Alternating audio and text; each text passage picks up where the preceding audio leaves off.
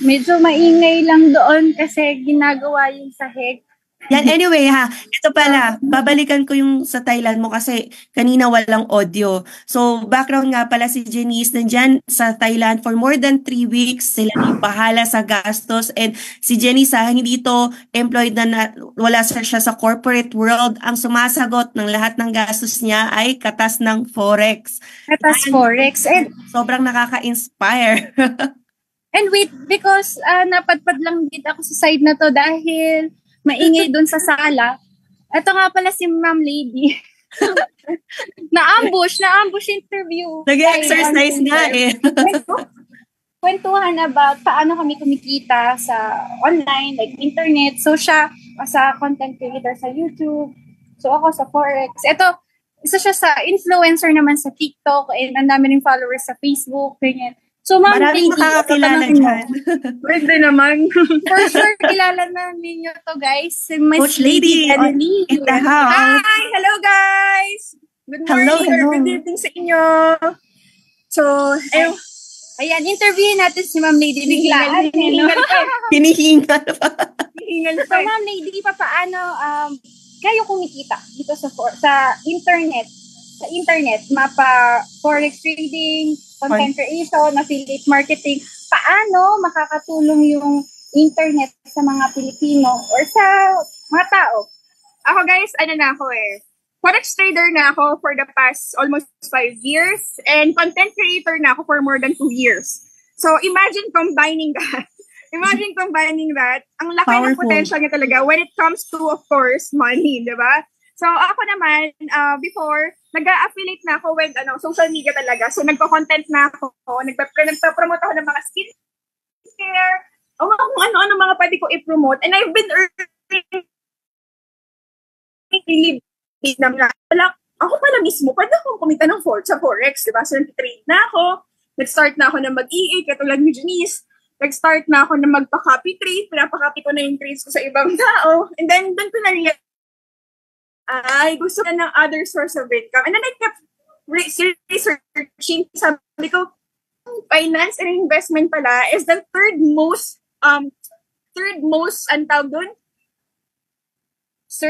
search topic online. So, pag-10 pa rin ng finance and investment. And thankfully,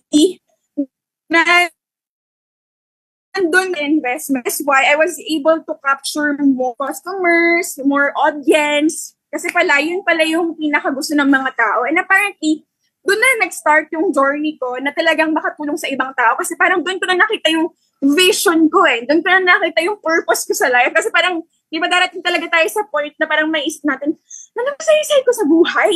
Alam mo yun? Parang, ano ba sense? Ano ba bang suysay ng buhay? Kasi parang, okay, paikot-ikot yung buhay ko, trabaho ako sa bangko, papasok ako, magkakape, tapos di ko mauubos kasi mainit pa, pero nagmamadali na ako punta sa work kasi matatraffic pa ako. Ayaw naman ganun pakiramdam, tapos nag-aalala ka, so ang gagawin mo, magpapatime in ka sa katrabaho. Alam mo yung mga ganong issues. Time-in. Nalimutan ko na yung time-in na yun. Di ba? Dati nga, bandy clock pa eh. Di ba? May mga biometrics dyan. Biometrics. Di ba? Ngayon, naghigpit na nga sa banko, kailangan fingerprint mo. fingerprint. Wala nang lusot, di ba? So talagang, imagine the struggle of being a corporate slave. True. You have to really endure a lot of sacrifices kasi you have to wake up early. You cannot even eat your own breakfast. You cannot even cook for your kids. You cannot even say goodbye dun sa sa asawa mo kasi nauuna kang umalis, di ba? Yung mga ganong sacrifices na hindi natin na-realize, malaki pala yung impact nun sa buhay natin. Di ba? Kasi imaginein mo, 8 to 10 hours plus the traffic na 2 hours, imagine mo, you're spending your time outside your house and hindi mo nakakasama yung family mo. Life is so short. We have to spend it with the people we really love. We have to spend it with our kids. We have to spend it with our family, di ba? Imagine mo, yung mga employer, they're paying us in exchange of that. Di ba? In exchange of that, they're paying us how much, di ba? Sige, kunwari sumasahod kang 100,000, but you think yung 100,000 na yun is enough to compensate yung oras na nawawala for your family. True. And doon nabuksan yung yung desire ko, yung vision ko talaga, yung purpose ko na I have to help more people. I have to help more Filipinos so they will be able to spend more time with their family kasi meron silang other source of income and they don't need to work all their lives. Diba? Kasi we have this wrong perspective na nalipat na sa atin ng mga ninuno natin na dapat magtrabaho sa magandang kumpanya para makit yung position mo para lumaki yung sahod mo at mabigyan ka ng magandang benefit ng SSS. True. Yes. Ba? Yung SSS ba? Enough ba yan? No. Yung maintenance mo, yung metformin mo pa lang dahil kulang-kulang na yung yung bibigay sa yung pension, di ba? So walang ibang responsable sa atin pagtanda natin kundi yung bottom version natin. So right now, we have to invest in learning, studying para pagtanda natin, hindi tayo dependent sa mga anak natin. Kasi we need to cut that sandwich generation. Imaginein mo, tayo mga millennial, tayo yung nagsasuffer dyan kasi kailangan natin alagaan yung magulang natin. Tapos kailangan natin alagaan yung mga anak natin. Imagine that, di ba sobrang laking responsibility yun, pero wala tayong choice kasi mahal natin yung magulang natin. Mahal natin yung anak natin. So, okay, we're sandwiched, but we need to cut that. We need to cut that. Kailangan tayo mismo, tayo nandito ngayon at capable tayo mag-aral. Dapat alam na natin yung gagawin natin para hindi na kailangan mag-suffer ng mga anak natin para pagtrabahuhan yung pag-retire natin. Diba? So we need to prepare for it and we need to study as much as possible and you need to invest in your knowledge. It's very crucial. Bakit tayo manghihinayang sa knowledge? It is something na, alam mo yun, magagamit mo yun sa future mo eh. Diba? So, yun guys, I hope na mababago natin yung perspective natin, ma-recalibrate and ma-rewire natin yung perspective natin up tungkol sa finances. Diba? So, yun. Yeah. Coach Lady, tumatak lang talaga sa isip ko, you've been bank manager for how long then, but you were able to quit your job and focus on Forex with content marketing. So, kamusta ba yung laging jump from bank manager to full-time Forex trader? Magkano yung naging sweldo? Like 10 times? Naging gaano ka-powerful na yung sahod because of that change? Yung sahod ko, sahod reveal. Yung sahod ko nung bank manager ako is 150,000. Sinabi ko na. 150,000 plus the 13th month pay, 14th month pay, 15th month pay, 16th month pay. Wow. Dami. With the car plan, so I have my Montero provided by the bank. Wow. We also have mga HMOs. Meron tayong mga health coverage na cover yung family ko. So lahat ng yon I sacrificed because number one, conflict of interest na yun. Conflict of interest na. I cannot just simply promote Forex and then I'm still in the bank. Yes. Okay? So pero I felt that as a blessing na parang, okay, nabigyan ako ng memo, lady, mayroon kang conflict of interest na okay.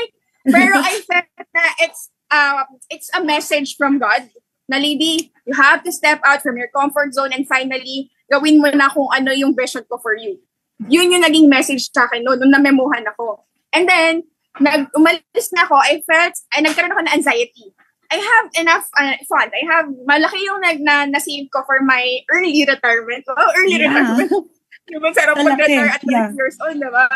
So, malaki yung naging adjustment ko kasi nag-anxiety ako. In a way, yung anxiety ko, na punta ako sa iba't ibang negosyo. I started several businesses, honestly. Businesses na hindi ko nga alam kung ano. Nag-skincare ako, nag-water station ako, nag-aesthetic clinic ako. I don't even know those stuff. And then I realized, anxiety pala to. Na-anxiety pala ako kasi meron akong fear in my mind na baka maubos. Paano kung mawala? Di ba? Paano kung biglang wala na?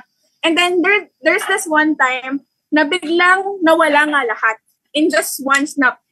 Na-scam ako ng 2.5 million because of my fear of losing.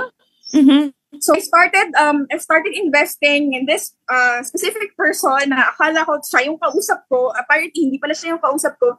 And then nag-manifest lahat sa utak ko, nawala na lang bigla yung 2.5 million, nawala yung savings ko, nalimas ako, and then sabi sa akin ni Lord, lady, it's your lesson. Lady, it's your lesson because kulang kasi tiwala sa akin. Mm-hmm. You don't trust me enough. Diba? You don't trust me enough na I have plans for you. Bakit ka magtitiwala sa sarili mong mga gawain when in fact you can trust me your whole life because I'm holding your future. And then doon ako na tinamaan. Nung talagang nalimas ako at naubos lahat because of my anxiety, doon ko na-realize na, okay, I have to trust my God because siya naman talaga yung pinaka-source eh. Diba? Kahit anong gawin ko negosyo, it won't be profitable if hindi ko pagkakatiwala sa kanya. Kasi at the end of the day, my only source is Him. For sure. So, doon na nag-start yung task ko na buo ulit. Binirebuild ko yung sarili ko. Mga isang taon anxiety yon. And then, deto na. Hanggang sa nakilala ko si Economy. Si Economy yung nagbigay sa akin ng vision. I remember during my first time when I learned about Economy, I was really on fire. Like, fire burning talaga yung yung desire ko na parang, I will be on top here so I will be able to tell my story. So people would know na, okay, na-experience ko din yun na siguro ganun din pala yung plano sa akin ni Lord. Diba? So it is something very inspiring. Before, it was just a story na sobrang devastating. Now, it is a story na very inspiring for other people. And now, nung time na yun, na-discover si Economy, doon ko na-realize na parang, it is a story to tell. Kaya pala ako nag-fail, kaya pala ako nalimas, kaya pala naubos yung ipon ko, kasi it is a story to tell. And yun, yun yung naging journey ko. And ngayon, yung kinikita ko is like, 10 times bigger than my income from my bank before. And I'm really happy na I decided to step out from my comfort zone and finally reach kung ano yung plan sa akin ni Lord. Mm-hmm. Yan. Thank you, Coach Lady. Very inspiring ka talaga. Top earner talaga to sa Forex industry. And grabe, Lodi to. And you are one of my goals, then one of my inspiration. Kasi alam mo yung mga direction ni Lord, kailangan lang talaga natin pakinggan if that's really the plan. Kasi alam mo yung minsan, we have good profession, we have good positions na, but still, parang feel natin kulang pa. So we try to like search for other like sources or streams kung saan ba talaga tayo tinatawag, saan ba meron mas okay na vision, mas makakatulong sa other people, syempre din of course sa family. And yan, sana maging katulad din namin yung narating. Thank you, Coach Lady. Kayo rin. Next in line kayo actually. Kasi kasama yun sa manifestation ko. Ang manifestation ko, I will have my leaders with me earning at the same amount as mine.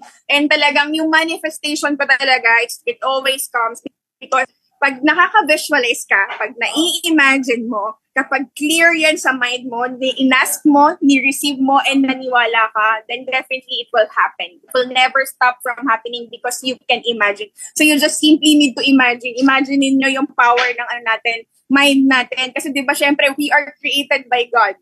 Our God is a creator. So tayo, as someone na talagang kinreate niya in His likeness, dapat we need to know how to create din. Diba? Kung hindi natin kayang gamitin yung mind natin and palawakin yung creativeness and imagination natin, malilimitahan tayo. So kailangan lang natin palawakin pa yan.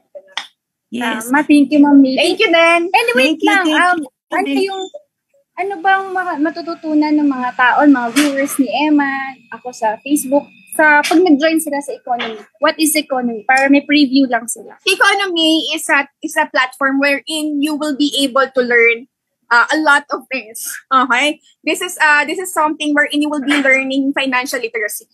Okay? Which is apparently yun yung kulang sa karamihan, 'di ba? Yun yung kulang, especially sa ating mga Pilipino. Kulang tayo when it comes to financial literacy. And then there is this Economy comment telling us ano ba yung gagawin mo para magtanong ka ng another source of income. So imagine niyo, we Filipinos, masipag tayong lahat. May mga tamad lang talaga, pero maraming masipag. Alam natin gumawa ng pera kasi yung tinuro sa school eh. Di ba? Nag-aral tayong doktor. Si attorney Emma, nag-aral sa attorney. Di ba? Tinuruan tayo sa eskwelahan kung paano tayo kikita ng pera. We have to work for it. Di ba? Ngayon, what we do not know, if yung pera na to, paano tayo pala alaguin? Actually, itong pera na to, pwede natin siya i-multiply to times 10. So we will be able to have financial freedom. So we don't need to work all our lives. So we can spend our future, our retirement, our early retirement together with our kids. Diba? Kasi akala natin dapat 60 mag-retire. When in fact, you can actually retire early and spend time with your family. Diba? Kasi hindi natin alam kung paano palalaguin yung pinagkakitaan natin. So, doon pumapasok ang financial literacy. Diba? So, economy, pumasok sa dyan para mabigyan ka ng financial literacy so you will be able to buy what you have right now. And ngayon, yung platform ng Forex, andyan na yun eh. Alam mo yun, hindi lang natin alam eh. For how many decades andyan na ang trading ng Forex. Hindi lang natin naiintindihan kasi hindi natin inaaral. Now that we have digital at nasa era na tayo na wherein information is available everywhere, kailangan na lang natin mag-aral. So sa economy, pumasok para turuan ka paano ka makakapag-trade effectively and profitably. Okay? Kasi nandiyan yung YouTube eh. Actually, pwede ka mag-aral dyan, di ba? Pero magiging profitable ka ba? That's the question, di ba? Yun yung problema doon, di ba? Nandiyan, ang dami nag-aaral ng mga YouTube university dyan, nag-aaral on their own. The problem is that magiging profitable ka ba? With economy, you can be a trader, yes, but you can also become profitable with community, with you, teaching you kung paano ba maging efficient and talagang maging profitable. So ngayon, si economy, meron siya mga pinoprovide ng mga trading signals na pwede mong gamitin as pang backup while nag-aaral ka pa. So para ang gagawin mo dyan is like, nag-review ka, aral ka from basic to advanced. Tapin mo yung signal. Kaya pala binigyan ni Manara magbayaw kasi pala nasa support.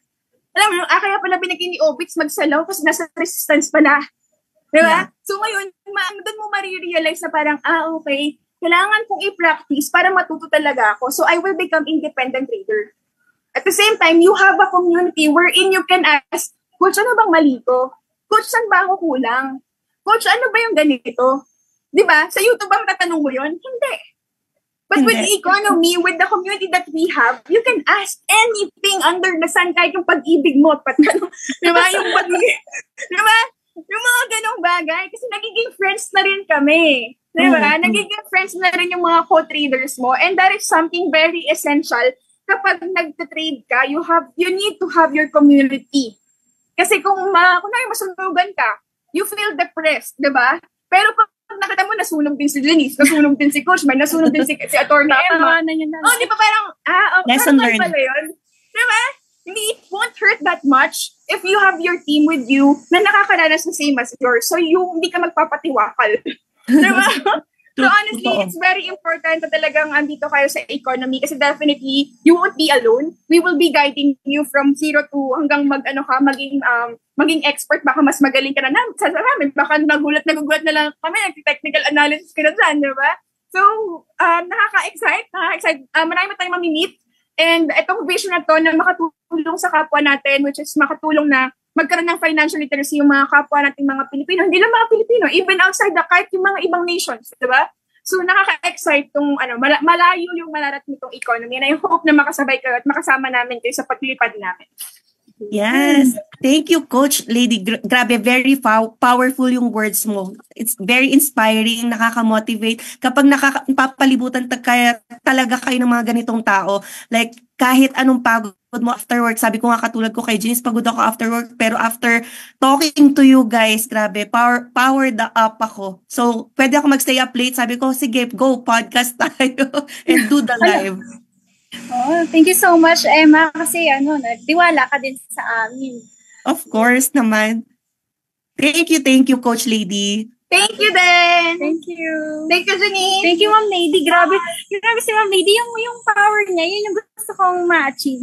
Gusto ko rin ma-achieve. Tinan mo, nung umalis si Coach Lady, ang so soft-spoken na natin, iba yung pagkasalita niya, yung tuloy-tuloy. Gusto ko ma-acquire. Ayan, nawala na si Janice. Yan na naman, no?